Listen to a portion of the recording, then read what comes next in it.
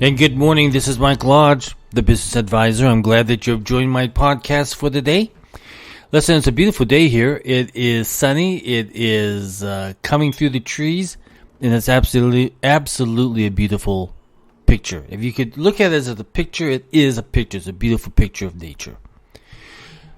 Listen, we have had a problem over the past few years now with the rule of law.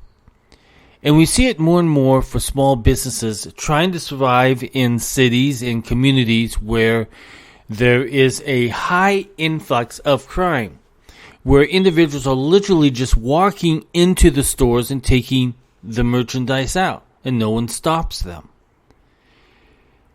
And if they do get stopped, or if the police do have interaction with them, they are dismissed by the district attorney because the district attorney has a business philosophy that says, we're not going to prosecute, it's too low crime.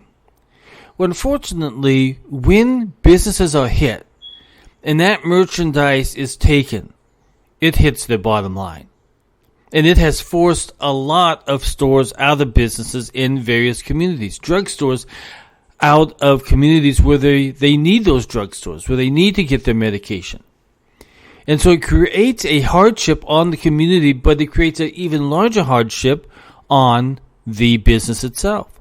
And we see it happening day after day after day. Look at the statistics in San Francisco, where individuals are literally just walking in and taking big ticket items out, as well as small ticket items. But they're being hit hard.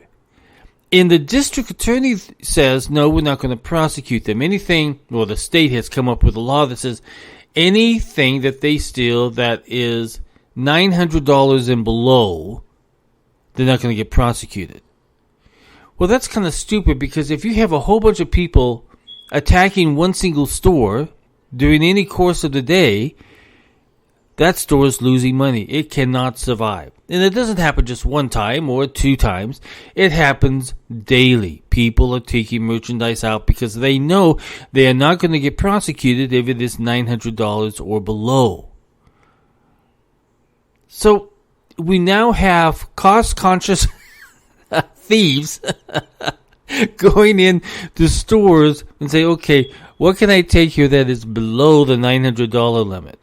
And they do it. But then there are other brazen thieves that are going into Gucci and Louis Vuitton and just yanking them out of the stores, because they know that they will not get caught. They know that they will not get hit.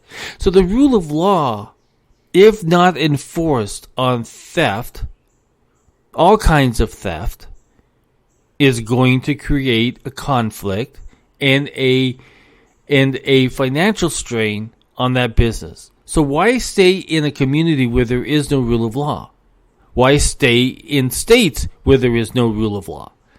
California, New York, Chicago, those cities and states are notorious for district attorneys who do not enforce the law. Does not protect the business people. They don't care about the business people.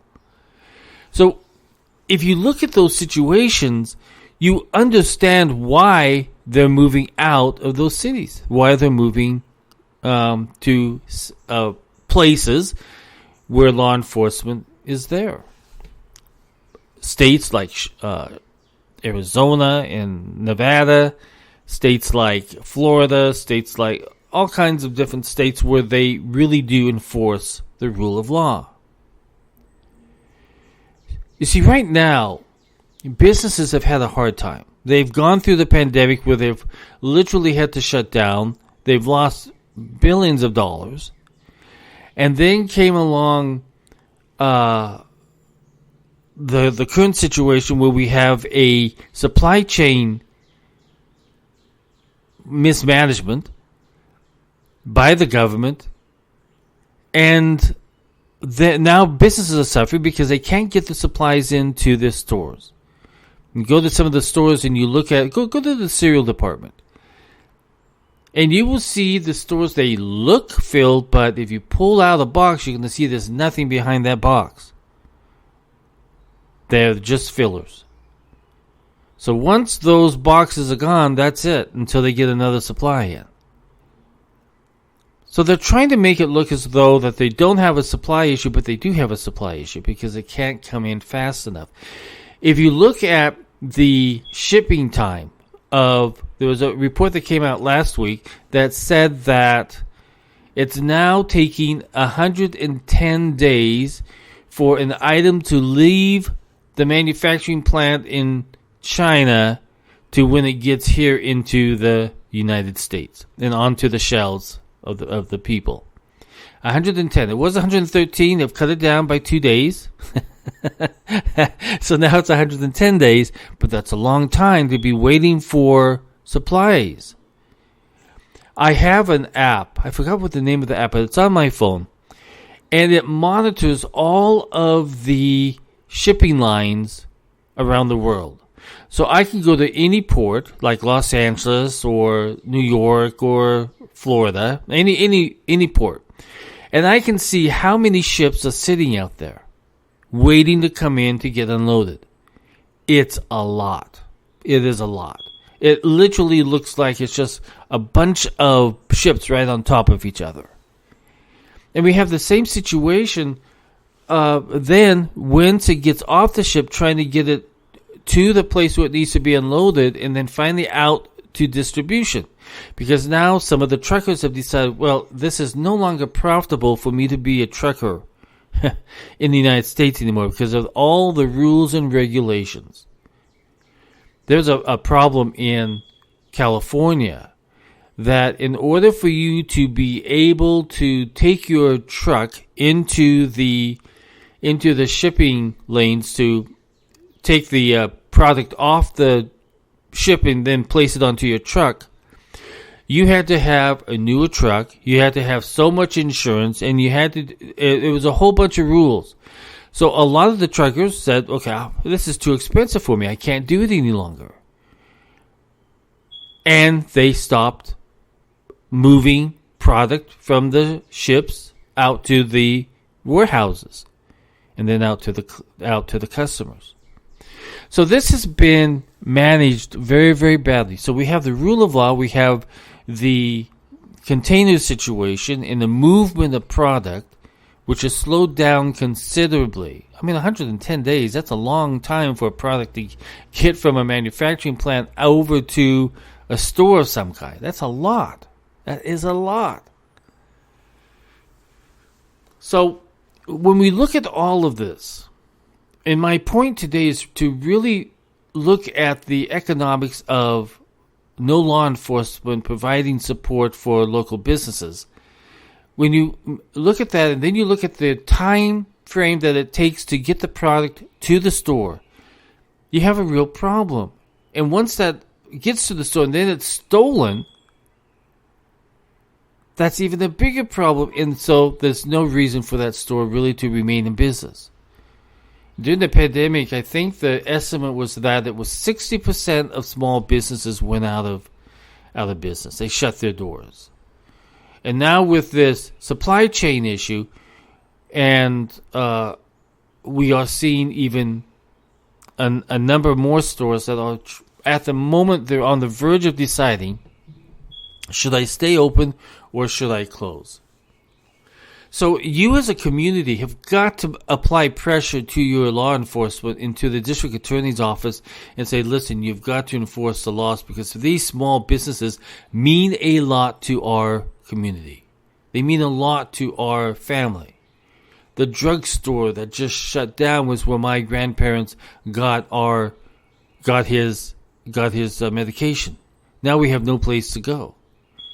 So you have got to apply pressure in order to keep these businesses able to survive. You've got to apply the correct amount of pressure on these district attorneys and law enforcement to put the small business as a priority. Because they mean a lot. They create jobs for those communities. They provide medication and medical care for those communities. They provide a place for people to eat in those communities. But once they start going under, we have a problem. Small businesses have always been the backbone of this country. They have always been able to create jobs. But now you're seeing a lot of small businesses, and you say, well, why aren't they hiring? Why aren't they able to get the people that they need? It really isn't about the people that they need. It's the qualified people that they need. The people who can literally stay there and do the jobs. If you've got other economic concerns like children in school or children not in school and they're at home because the schools are shut down, or there might be another situation where a family member might be sick and they need to stay home, it's hard for them to pull those people away from their families and into a work environment. So we have that situation. But we also have the situation where you've got a crime rise. A crime has risen. And why would you want to go to work in a store where it's going to be robbed every single day? So we have a duty to our small businesses, and that is to apply pressure to our district attorneys more than ever before, because these small businesses are the livelihoods and the backbone of these smaller communities. Same thing with our community hospitals. They're suffering also because of a high influx of people who don't have the insurance coverage to literally get the care there. It has shut down many hospitals, especially in Los Angeles. We have got to become more aggressive in the way that we monitor our law enforcement and the way that we monitor our rule of law in these communities that support our businesses, because they're really needed. Those businesses are needed. People need those jobs. People need part-time work. People need the products that come from those stores. But if they're shutting down because law enforcement and the district attorneys are not enforcing the law, we have a problem. Listen, this is Mike Lodge and I am the Business Advisor. If you would like to follow me at my website so that you know more about me, go to www.lodge-co.com. Again, that's lodge-co.com.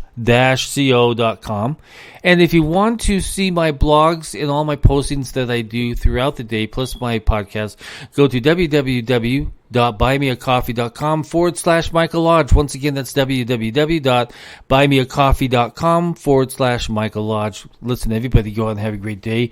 Remember to support your small business today. This is Mike Lodge. Talk with you soon. Bye-bye.